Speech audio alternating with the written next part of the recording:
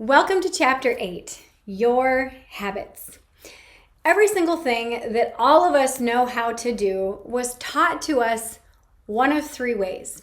The first way is through direct teaching from someone who already knew what it is that we wanted to learn how to do, such as brush our teeth or tie our shoe or even get dressed. The second way that we learn is through direct observation. This is when we see someone doing something and we mimic that particular thing.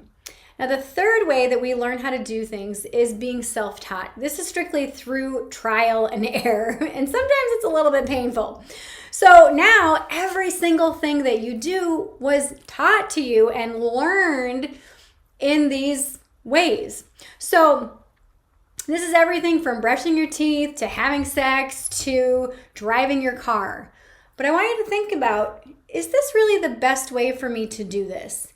And to illustrate this point, I actually want to share a story with you. So every single holiday season, there's this couple that makes this ham. And every year, the husband takes this ham out and he bastes it and he cuts the ends of the ham off and puts it in this pan. It's cooked up and it's so fabulous. And his partner said, honey, you know, every year your ham is so good, but why do you cut the ends of the ham off? And he goes, you know, I'm not quite sure. That's the way that my dad always did it, and his ham was fabulous. And so, I don't know, let me call him. So he calls his dad and says, Dad, why do you cut the ends of your ham off? And he's like, you know, I'm not quite sure. That's the way that your grandmother always used to do it. So he's like, okay, cool, I'll call her. So he calls the grandmother and says, Grandma, why do you cut the ends of your ham off?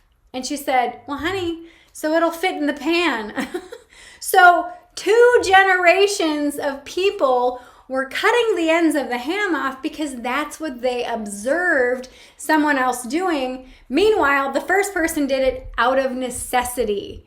So I want you to think about your life and all the things that you do. And I want you to look at the kind of life that you want to live. And look at those things that you routinely do. Now, remember back in chapter 3 when I had you do the blueprint for significant change exercise? This was those 3 lists that I had you write out and look at. So I want you to look at, what are you doing right now in your life that's habitual? I mean, pretty much everything that we do, or most of what we do, is habitual, which we're going to talk about in the next chapter about the science behind habits and how and why we do certain things. But right now, I want you to look at those things that you habitually do that might be keeping you from getting and creating a life that you know you want to start to have.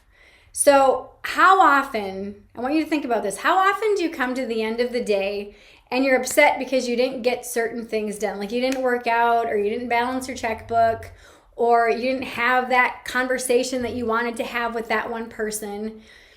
So I want you to recognize that every habit that you have is either helping you or hurting you. So what I want you to do today is I want you to grab your journal, and I want you to think about from the time you wake up till the time you go to bed, and write out all those things that you do habitually throughout the day. Write them out. And then next to each item in your journal, I want you to write out if you think that this particular habit is helping you or if you feel that it might be hurting you. During this process, please do not judge yourself. Please just be that sacred witness to say, okay, I'm just going to hold this container for me to just be honest with myself and look at honestly and objectively, is this helping me or is this hurting me? And when you allow yourself to just be that sacred witness and just observe your habits without judgment, this exercise is going to go so much more smoother for you, I promise. So once you're finished with this exercise, head on over to the next lesson. And remember, all it takes is a small 1-degree shift to make magic happen and create a life that you're excited about.